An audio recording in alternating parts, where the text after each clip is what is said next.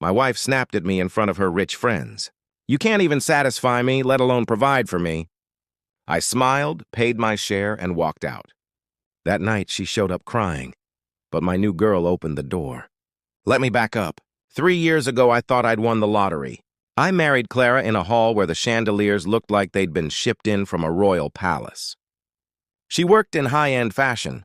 I was a contractor who kept houses standing and water where it belongs. Calloused hands, steel-toed boots, a toolbox that lives in my truck. First 6 months, it worked. Fancy dinners for her, quiet nights for me. Opposites attract, right? Then came the comments. Do you have to wear those jeans? They have paint on them. Could you park your work truck around the corner? Polite corrections turned into tiny knives. One Tuesday, I came home riding high.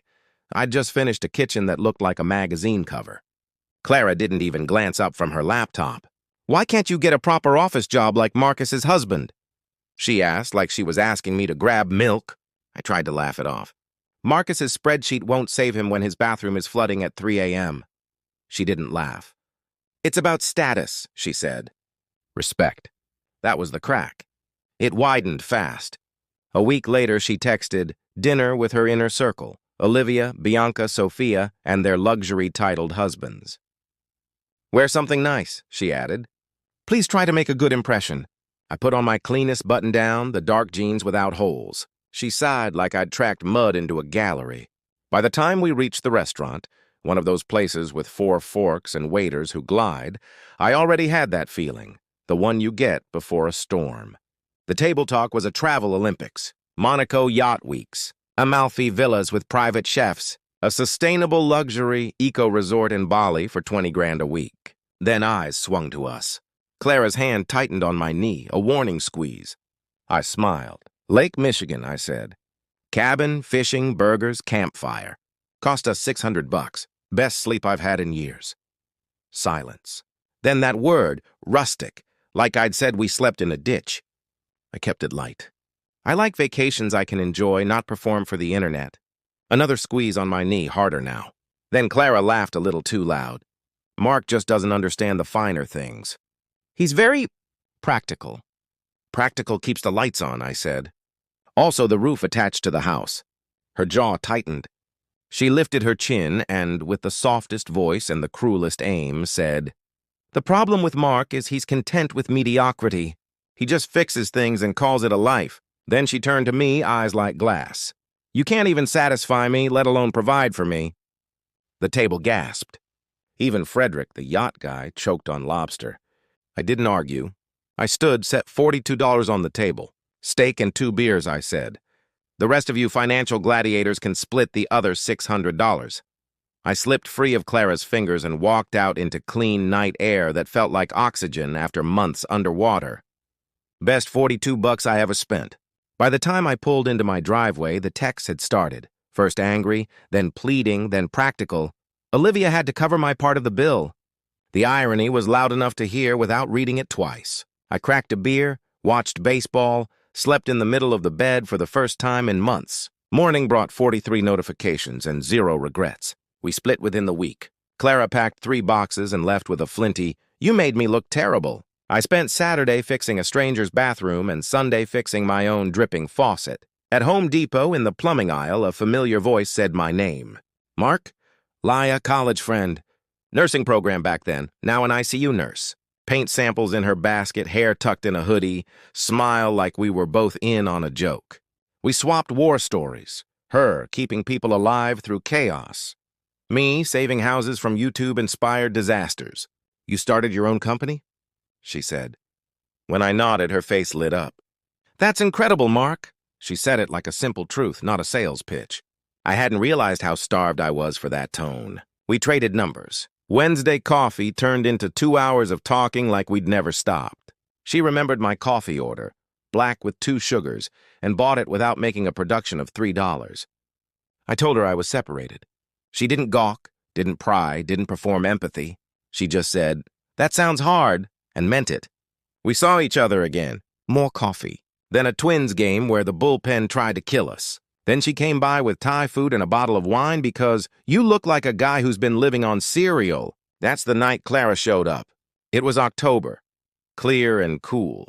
I'd just set the pad thai on the coffee table when headlights swept the front window. The doorbell rang. I opened it to find Clara with mascara tracks and 2 designer suitcases. She launched into an apology engineered for maximum impact. "I was wrong about everything," she said. "I love you." I lost sight of what matters. "Please, can I come home?" "There's a trick apologies can do. Hook into your fixer instinct. I know that trick. I use tools for a living. But I'd learned something. Not everything broken needs fixing. Some things are broken because they were never built right." "Clara," I said, "I don't think that's a good idea." Her eyes went glassy. "Don't do this to me," she whispered, and then a Honda pulled into the driveway. Laya stepped out with a paper bag of spring rolls and a bottle of wine. She took in the scene, suitcases, tears, me in the doorway, and didn't flinch. "Hi," she said gently. "I'm Laya. We were going to watch a movie. I brought too much food if anyone's hungry." Clara's voice sharpened. "You're dating already?" "We're friends," I said. "She likes me for who I am. That's been refreshing." Clara's mouth opened, closed. "I didn't mean what I said at dinner." I was trying to fit in. "I believe you didn't mean to destroy me," I said. "But you did. And even before that, for months, I was a project to you, a problem to sand down into your world. I can't go back inside that." She searched my face for a door that wasn't there. "So that's it?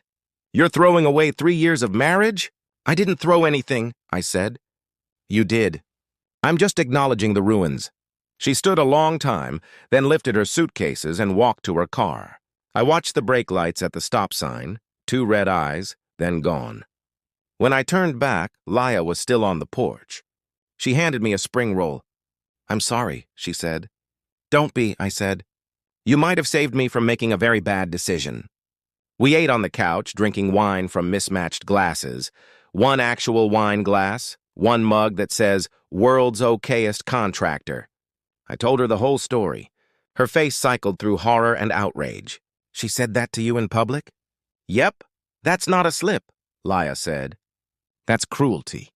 We watched an explosion-heavy movie neither of us cared about and paused it every 10 minutes to talk.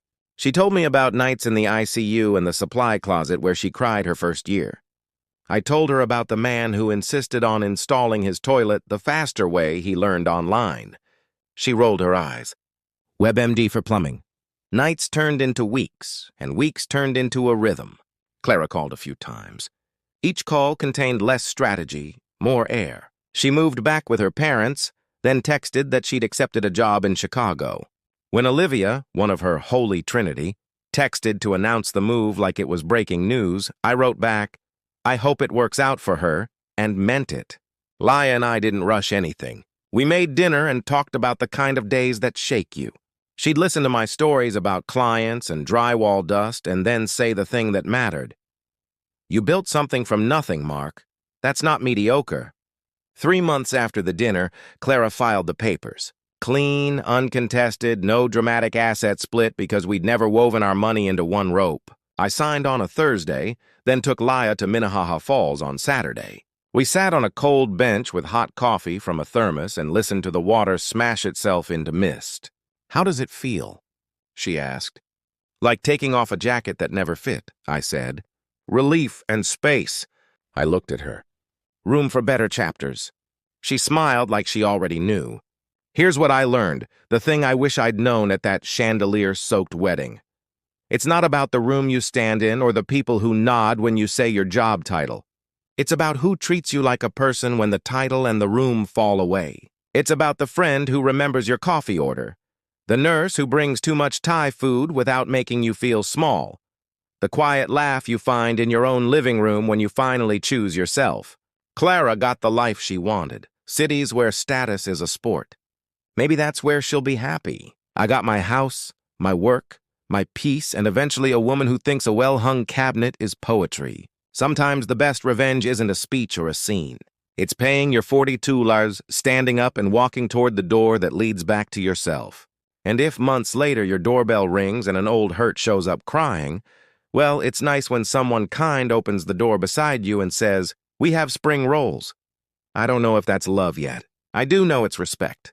And I know it's real. Thanks for watching. If you like Story Pals, subscribe and like my channel.